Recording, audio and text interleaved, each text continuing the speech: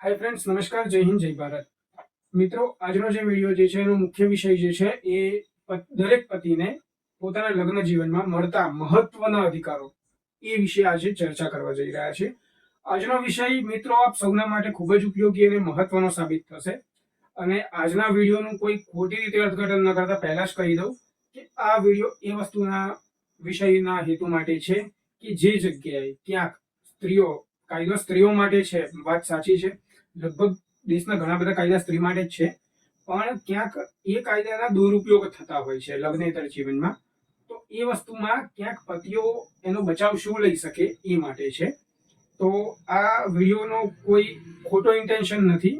જેમ સ્ત્રીઓ માટે હું વિડીયો બનાવું છું એમ પુરુષો માટે પણ બનાવું છું. મારો ઇન્ટેન્શન એક જ છે કે સર્વેને ન્યાય મળી રહે. તો નમસ્કાર મિત્રો, હું એડવોકેટ મેહુલ પંડ્યા વિડીયોમાં આપ સૌનું હાર્દિક સ્વાગત કરીશ. આજનો વિડીયો જે મહત્વપૂર્ણ જે છે એ આપણે શરૂઆત કરીશું. તો દરેક પતિઓને મિત્રો લગ્નેતર જીવનમાં ઘણા બધા અધિકારો મળે છે અને એમાં મળતા મહત્વના મુખ્ય અધિકારો વિશે આપણે ચર્ચા કરીએ. કે અત્યાર સુધી મિત્રો સાંભળ્યું હશે કે સામાન્ય રીતે પતિ પત્ની વચ્ચે જ્યારે ઝઘડો થાય છે અને જ્યારે વાત છૂટાછેડા સુધી પહોંચી જાય છે મિત્રો, તો પરિસ્થિતિ એવી બને છે ક્યાંક ને ક્યાંક કે પહેલો મુદ્દો આવે છે ભરણ પોષણનો. તો બધાની એક જ મગજમાં વાત હોય છે કે ક્યાંક પુરુષો ઘણા એટલું નથી કમાતા હોતા, સ્ત્રીઓ પગભર પણ હોય છે અને એ વસ્તુ આવીને ઉભરે છે કે ભરણ પોષણ પુરુષે આપવું પડશે, પણ એ વસ્તુ જરૂરી નથી. પહેલો મુદ્દો, પુરુષ પણ ભરણ પોષણ મેળવવા માટે હકદાર ગણાય છે. કોઈ પણ પુરુષ પોતાની પત્ની પાસેથી પણ ભરણ પોષણ મેળવી શકે છે. આ કાયદાની એક જોગવાઈ છે જે મુજબ પુરુષ પણ એટલે કે પતિ પણ પોતાની પત્ની પાસેથી ભરણ પોષણ મેળવી શકે છે. બીજું કે ભરણ પોષણની અંદર સામાન્યતા રીતે, કેમ કે પતિએ મેળવવું હોય તો એના ઘણા બધા ગ્રાઉન્ડ જોશે, પણ ધારો કે પતિ સક્ષમ છે, બધી જ રીતનું છે, પણ પત્નીને કયા કેસની અંદર ભરણ પોષણ ના મળી શકે?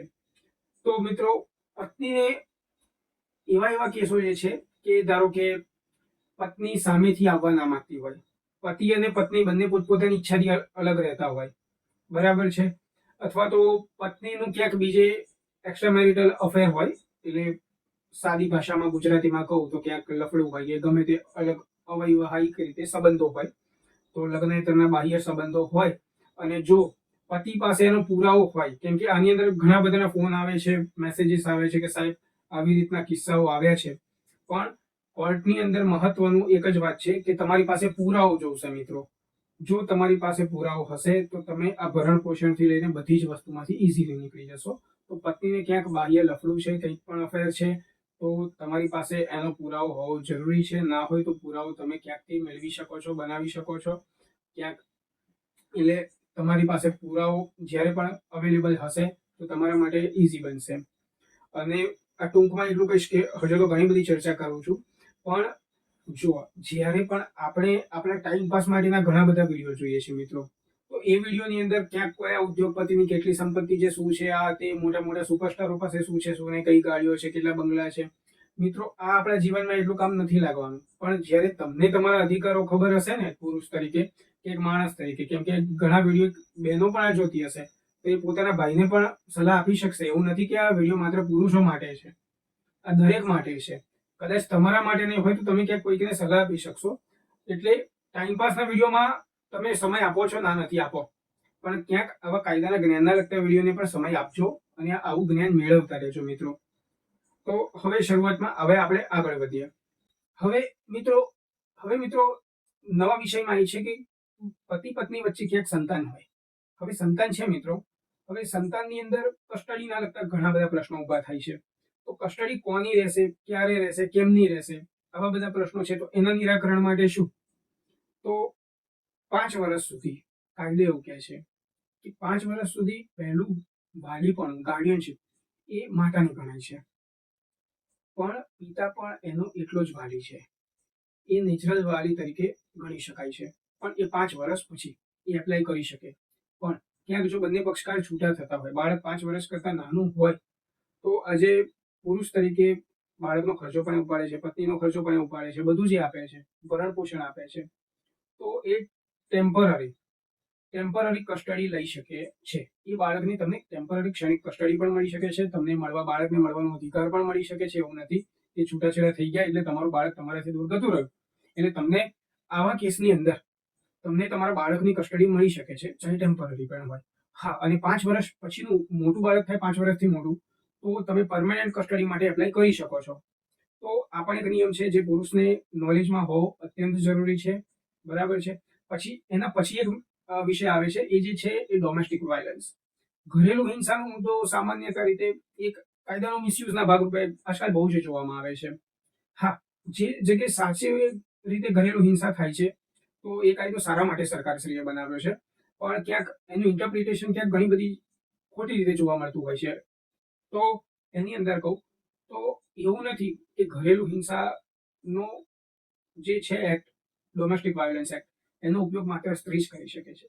ક્યાંક ને ક્યાંક ઇનડિરેક્ટલી રીતે મિત્રો પુરુષ પણ કરી શકે છે. હા, પણ એમાં ફર્સ્ટ એપ્લિકન્ટ જે પુરુષ હોય એની માતા ગણાશે. પહેલી એપ્લિકેશન ફર્સ્ટ એપ્લિકન્ટ તરીકે પહેલી ફરિયાદી જે પતિ હોય એની માતા ગણાશે, અને સેકન્ડ ફરિયાદીની અંદર એ જોઈન્ટમાં થઈ શકે છે આવા કેસોની અંદર. એટલે ક્યાંક ને ક્યાંક બંને બાજુથી વાયોલન્સ થઈ શકતો હોય છે. એવું જરૂરી નથી કે ક્યાંક પુરુષ જ કરે કે સ્ત્રી જ કરે કે કોઈ પણ એક કરી શકે.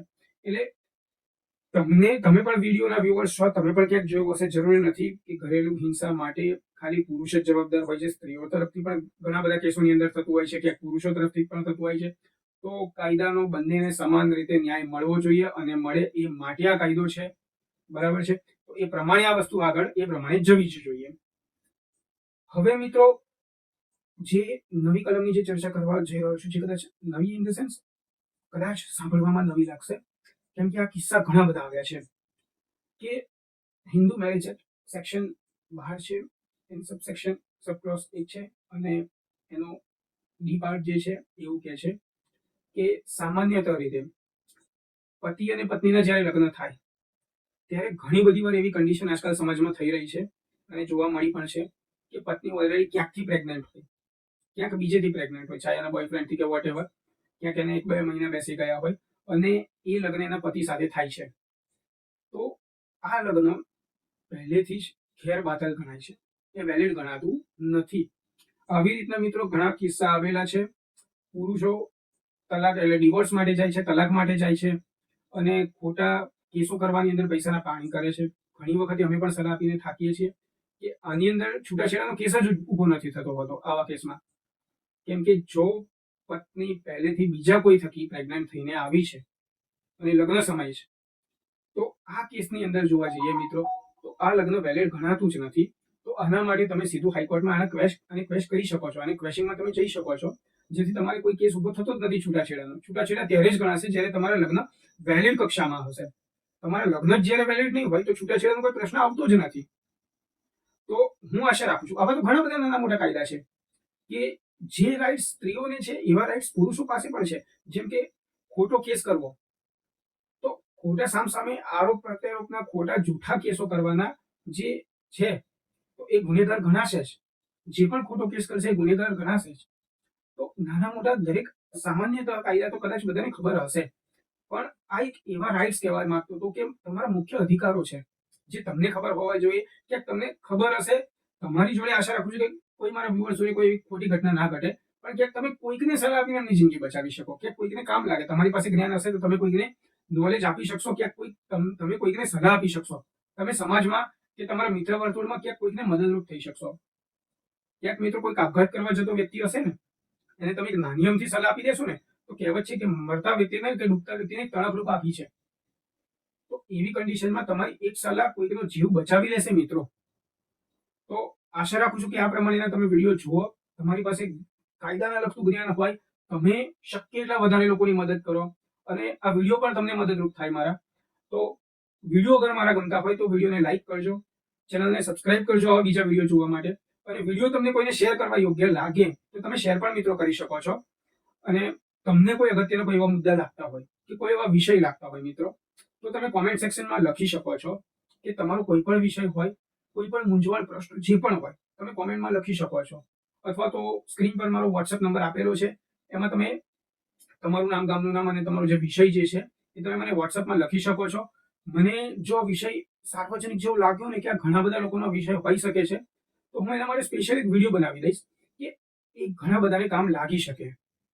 એટલે મિત્રો, મારો આ વિડીયો બનાવવાનો એક જ ઉદ્દેશ્ય છે કે ઘણા બધાની ક્યાંક જિંદગી બચી જાય, ક્યાંક ઘણા બધા વાલીઓ જે પરેશાન થાય છે બાળકોને સેટ કરવાના કિસ્સામાં, તો એ વાલીઓ પણ નિરાંતેથી સૂઈ શકે, ક્યાંક એમની ઊંઘ હરામ થઈ ગઈ છે તો એ શાંતિથી સૂઈ શકે. તો આશા રાખું છું કે આ મારો આ વિડીયો આજનો આપને ગમ્યો હશે. જય હિન્દ, જય ભારત, જય સંવિધાન.